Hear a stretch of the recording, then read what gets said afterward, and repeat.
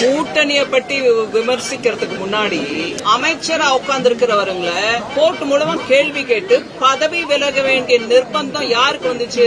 எந்த கூட்டணிக்கு வந்துச்சு? திமுக கூட்டணிக்கு வந்துச்சா இல்ல வேற யாருக்கா வந்துச்சு?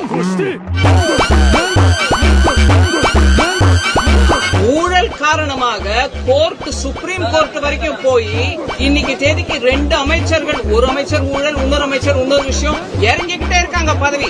அப்பேற்பட்ட கூட்டணியை நடத்துற மாண்புமிகு முதலமைச்சர் அவர்கள் எங்க கூட்டணியை பத்தி பேசினா எனக்கு கொஞ்சம்